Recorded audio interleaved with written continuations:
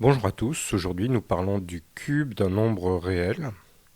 Comme d'habitude, avant de regarder la vidéo, je vous encourage à étudier le polycopier et à essayer de remplir ce que vous pouvez.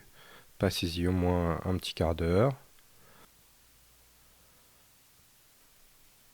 Donc définition, soit x un nombre réel, son cube, noté x puissance 3 ou x au cube, est égal à x multiplié par x multiplié par x. Donc attention à ne pas confondre x au cube avec 3x, puisque 3x est égal à x plus x plus x. Donc il faut bien distinguer x au cube avec 3x. Ici on a des fois, ici on a des plus. Alors par exemple, le cube du nombre 4, 4 au cube, c'est 4 fois 4 fois 4, c'est donc 16 fois 4, c'est-à-dire 64.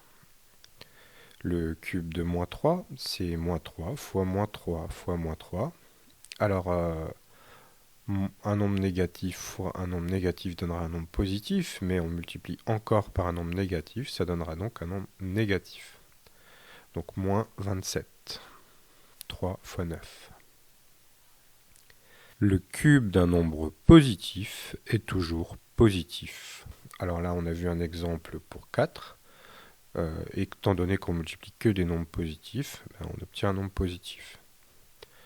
Le cube d'un nombre négatif est toujours négatif puisque, comme par exemple pour moins 3, les deux premiers vont donner un carré, donc un nombre positif, multiplié encore par un nombre négatif, ça va donner un nombre négatif.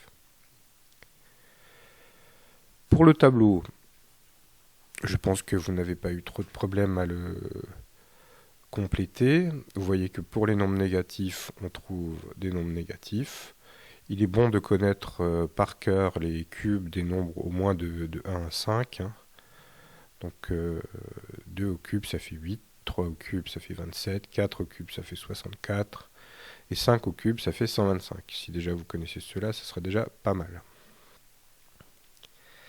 La somme des cubes est le cube de la somme. Alors la fonction cube, comme la fonction carré, n'est pas l'ami des sommes. C'est-à-dire que a plus b le tout au cube n'est pas égal à a au cube plus b au cube. Donc le cube ne se distribue pas dans une parenthèse où il y a une somme. Alors pour le voir, il suffit de prendre un exemple. Si on prend a égale 3 et b égale 4, ça va nous faire 3 plus 4, 7. Et 7 au cube, ça fait donc 7 fois 7 fois 7. Et ça nous donne 343. Quand on fait a au cube plus b au cube, eh bien, ça fait 3 au cube, c'est-à-dire 27, plus 4 au cube qui donne 64. Alors 27 plus 64, ça ne donnera certainement pas 343, ça donne 91. Donc on voit bien que il n'y a pas égalité de la somme des cubes et du cube de la somme.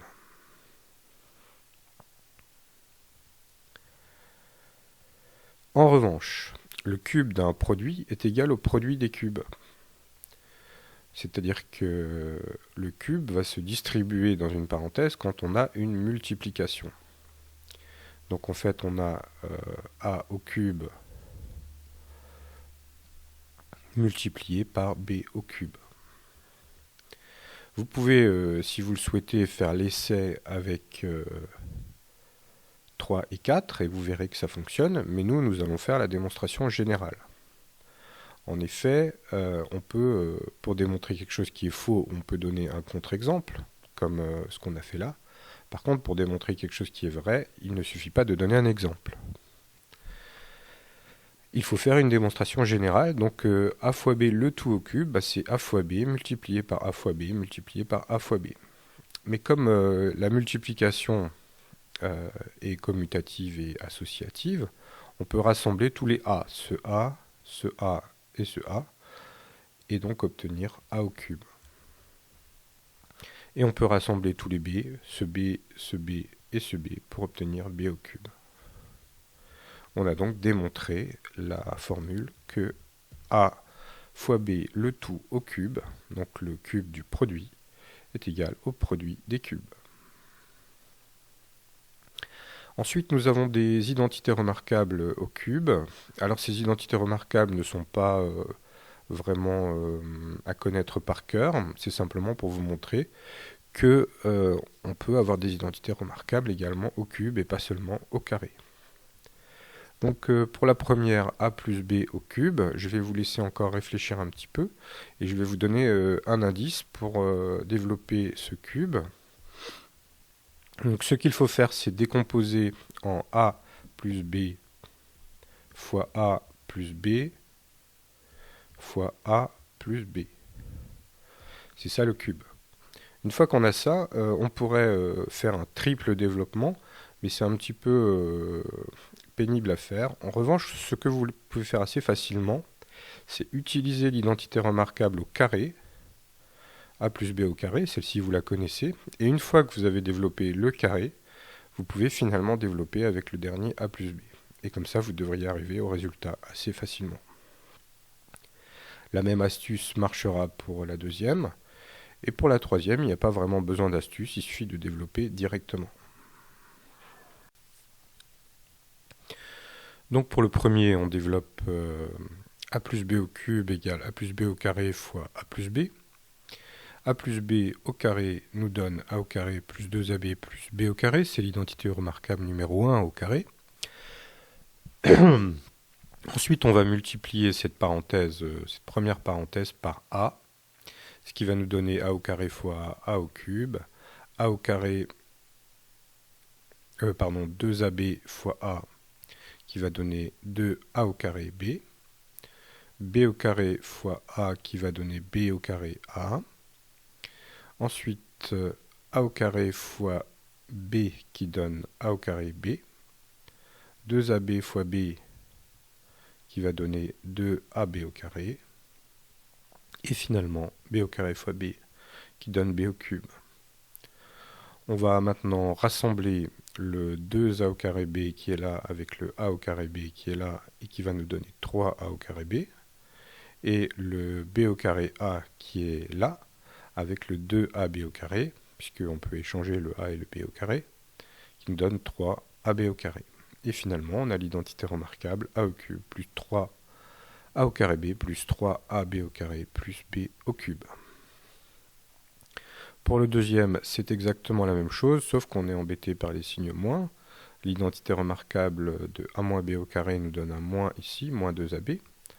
Et donc là, il faut faire attention, quand on développe a au carré fois a qui donne a au cube, moins 2ab fois a qui donne moins 2a au carré b, b au carré fois a qui donne plus b au carré fois a, ensuite moins b fois a au carré qui donne moins a au carré b, moins b fois moins 2ab qui va donner plus 2ab au carré, et finalement b au carré fois moins b qui donne moins b au cube. On a ensuite à rassembler le moins 2a au carré b avec le moins a au carré b, ce qui nous donne moins 3a au carré b, et le b au carré a avec le 2ab au carré, qui donne 3ab au carré. Et on obtient l'identité remarquable a moins b au cube. Pour la troisième, on va développer cette fois directement. Donc a fois a au carré plus ab plus b au carré nous donne a au cube plus a au carré b plus ab au carré. Et après on développe le moins b fois cette parenthèse qui nous donne moins b a au carré, moins ab au carré, moins b au cube. On voit qu'ici il va y avoir des éliminations. Ce terme a au carré b va s'éliminer avec celui-ci, et ce terme ab au carré va s'éliminer avec celui-ci. Finalement, il ne restera que a au cube moins b au cube. Petit exercice d'application pour développer x-2 au cube. Eh bien, on va utiliser l'identité, la deuxième identité que nous avons démontrée ici, avec a égale x et b égale 2. Ce qui nous donne donc a au cube qui donne x au cube, moins 3 fois a au carré qui est x au carré, fois b qui est 2. Donc on aura 3 fois 2, 6. Finalement, pour le troisième terme, on a 3 fois 2 au carré, 3 fois 4, 12, fois a qui est x, et le b au cube qui est 2 au cube, qui vaut 8. Pour une petite astuce, une petite application, pour calculer un nombre comme 98 au cube, c'est un gros calcul, on peut écrire que 98, eh bien c'est 100 moins 2. Donc on fait 98 au cube, et on dit que c'est égal à 100 moins 2 au cube, et on utilise l'identité remarquable qu'on vient juste de démontrer ici. Donc on a x au cube, moins 6 fois x au carré, plus 12x, moins 8. Alors 100 au cube, c'est-à-dire 100 fois 100 fois 100, il va donc y avoir 6 zéros, ça fait 1 million. 100 au carré, ça fait 10 000, 4 zéros. Donc ça nous fait fois moins 6, moins 60 000. 12 fois 100, ça nous fait 1200, moins 8. Donc 1 million moins 60 000, ça nous fait 940 000, plus 1200, ça nous fait 941 200, moins 8, 941 192.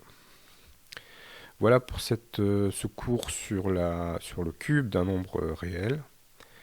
La prochaine fois, nous étudierons la fonction cube.